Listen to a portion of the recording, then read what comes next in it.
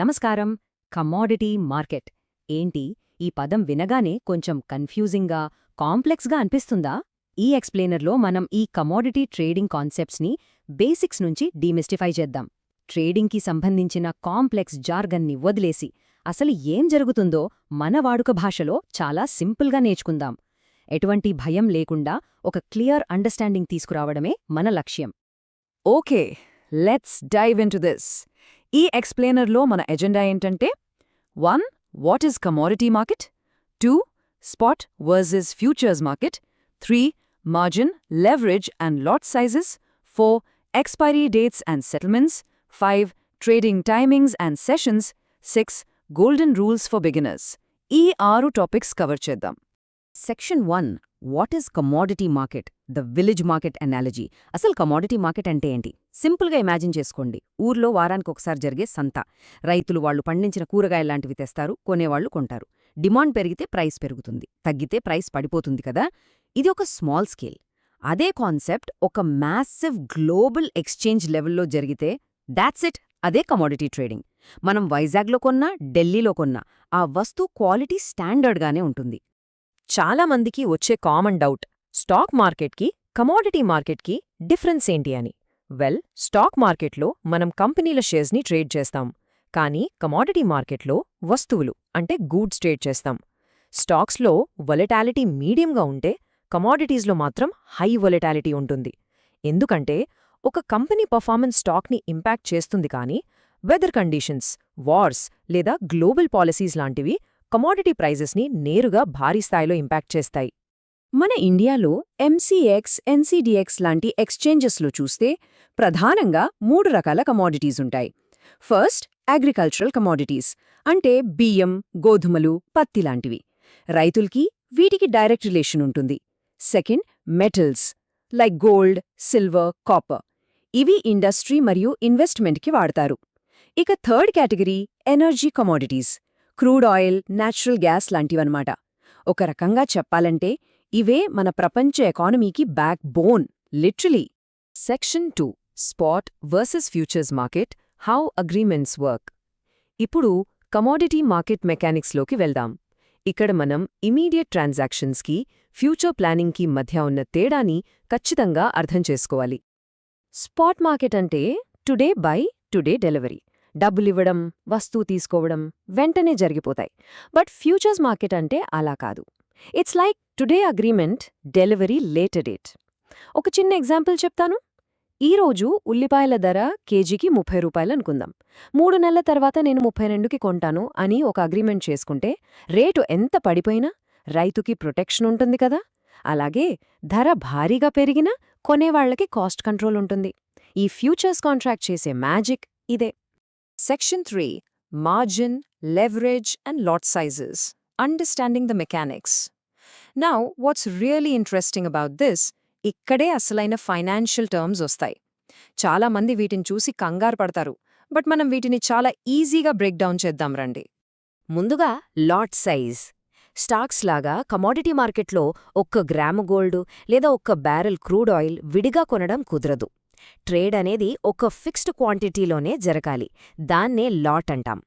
ఈ లాట్స్లో regular, mini, micro అని 3 రకాలుంటాయి. ఇక్కడ సీక్రెట్ ఏంటంటే లాట్ సైజ్ ఎంత చిన్నదైతే మన ఫైనాన్షియల్ రిస్క్ అంత తక్కువ ఉంటుంది అని ఎప్పుడూ గుర్తుపెట్టుకోవాలి. నెక్స్ట్, మార్జిన్ అంటే ఏంటి? మార్జిన్ అంటే ఒక పెద్ద కాంట్రాక్ట్ని కంట్రోల్ చేయడానికి మనం కట్టే ఒక చిన్న డిపాజిట్ అమౌంట్. ఫర్ ఎగ్జాంపుల్, 5 లక్షల రూపాయల విలువైన క్రూడ్ ఆయిల్ ట్రేడ్ చేయాలంటే మీ దగ్గర 5 లక్షలు ఉండాల్సిన అవసరం లేదు. జస్ట్ ఒక 50,000 రూపాయల మార్జిన్ కడితే చాలు. That's the power of margin. అయితే ఇక్కడే ఒక చిన్న క్యాచ్ ఉంది. ఈ లివరేజ్ అనేది కత్తిలాంటిది. Leverage is like a knife. కరెక్ట్గా వాడితే టూల్, రాంగ్గా వాడితే డేంజర్. లివరేజ్ ఒక డబుల్ ఎడ్జెడ్ స్వోర్డ్. తక్కువ క్యాపిటల్తో పెద్ద ట్రేడ్ చేసే పవర్ వస్తుంది, నిజమే. కానీ ఇది ప్రాఫిట్స్ని ఎంత ఫాస్ట్గా మల్టిప్లై చేస్తుందో యాక్చువల్లీ లాసెస్ని కూడా అంతే ఫాస్ట్గా పెంచుతుంది. బిగినర్స్ ఎందుకు మైక్రో లేదా మినీ లాట్స్తోనే స్టార్ట్ చేయాలో డేటా మనకి కళ్లకు కట్టినట్టు ప్రూవ్ చేస్తుంది. గోల్డ్ మెయిన్ అంటే 1 kg లాట్లో మార్కెట్ 1 పాయింట్ కదిలితే 100 రూపాయల ఇంపాక్ట్ ఉంటుంది. అదే గోల్డ్ మైక్రోలో అయితే జస్ట్ ₹1. ఇక క్రూడ్ ఆయిల్ మెయిన్ లాట్లో ఒక 50 పాయింట్లు మార్కెట్ పడిపోతే 5,000 లాస్ వస్తుంది. అదే మినీలో అయితే ఆ లాస్ కేవలం ₹500 మాత్రమే. దీన్ని ఈజీగా మేనేజ్ చేయొచ్చు కదా. Section 4 expiry dates and settlements, the contract life span. Let's move to and see how this builds. స్టాక్స్ని మనం జీవితకాలం హోల్డ్ చేయొచ్చు, కానీ కమోడిటీస్ అలా కాదు. ప్రతి కాంట్రాక్ట్కి ఒక స్ట్రిక్ట్ ఎండ్ డేట్ ఉంటుంది. దాన్నే ఎక్స్పైరీ అంటారు. మరి ఎక్స్పైరీ డేట్ వచ్చాక ఏమవుతుంది? మనకి 2 దారులున్నాయి.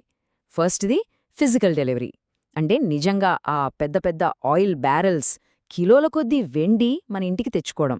ప్రాక్టికల్గా ఆలోచిస్తే ఇది చాలా కష్టం గదా. అందుకే ఎక్కువ మంది సెకండ్ ఆప్షన్ అయిన క్యాష్ సెటిల్మెంట్కి వెళ్తారు. ఇందులో కేవలం ప్రైస్ డిఫరెన్స్ మాత్రమే అకౌంట్లో అడ్జస్ట్ అవుతుంది, ఎటువంటి ఫిజికల్ డెలివరీ ఉండదు. ఈ ఎక్స్పైరీ డేట్స్ అనేవి కమోడిటీని బట్టి మారిపోతుంటాయి. గోల్డ్ ఎక్స్పైరీ చూస్తే చాలా ప్రిడిక్టబుల్గా ప్రతి నెల 5వ తేదీన వస్తుంది. కానీ క్రూడ్ ఆయిల్ అలా కాదు. అది USWTI కాంట్రాక్ట్స్ బేస్ చేసుకుని 19 నుంచి 21వ తేదీ మధ్యలో ఎప్పుడైనా ఎక్స్పైర్ అవ్వొచ్చు. ఎక్స్పైరీ టైంలో మార్కెట్లో ఎక్స్ట్రీమ్ వాలటాలిటీ ఉంటుంది. సో కొత్తవాళ్లు ఆ రోజుల్లో ట్రేడింగ్ అవాయిడ్ చేయడమే మంచిది. Section 5 trading timings and sessions when the market moves. ఇక యాక్చువల్ ట్రేడింగ్ ఎన్వైరన్మెంట్ గురించి మాట్లాడుకుందాం. నార్మల్ స్టాక్ మార్కెట్తో పోలిస్తే కమోడిటీ మార్కెట్స్ చాలా ఎక్కువసేపు ఓపెన్ అయి ఉంటాయి. ఉదయం 9 గంటలకి మన MCX మార్కెట్ మొదలవుతుంది. ఈ మార్నింగ్ సెషన్ కొంచెం స్లోగా నడుస్తుంది. ఆ తర్వాత 11:30కి ఆఫ్టర్నూన్ సెషన్ స్టార్ట్ అయ్యాక మూవ్మెంట్ మీడియంకెళ్తుంది. కానీ అసలైన యాక్షన్ ఎప్పుడు స్టార్ట్ అవుతుందంటే సాయంత్రం 5 గంటల తర్వాతే. ముఖ్యంగా 6 గంటల నుంచి రాత్రి 10:30 మధ్య US మార్కెట్స్ ఓపెన్ అవ్వడం వల్ల గోల్డ్, క్రూడ్ ఆయిల్లో హెవీ మూవ్స్ వస్తాయి. డైరెక్షన్ చాలా క్లియర్గా ఉండే టైం ఇది. Section 6 golden rules for beginners, survival and success. చాలామంది కమోడిటీ మార్కెట్ అంటే ఇదొక గ్యాంబ్లింగ్ అనుకుంటారు. బట్ సీరియస్లీ దీని యొక్క ప్రాపర్ బిజినెస్లా డీల్ చేస్తే అద్భుతమైన ఆపర్చునిటీ. మార్కెట్లో నిలబడాలంటే కొన్ని స్ట్రిక్ట్ రూల్స్ ఖచ్చితంగా ఫాలో అవ్వాలి. ఈ 5 గోల్డెన్ రూల్స్ని బ్రెయిన్లో ప్రింట్ చేసేసుకోండి. 1. Learn first, trade later. ముందు డెమో అకౌంట్స్లో నేర్చుకోవాలి. 2. Start with micro contracts. పెద్ద లాట్స్ జోలికి అస్సలు వెళ్ళకూడదు.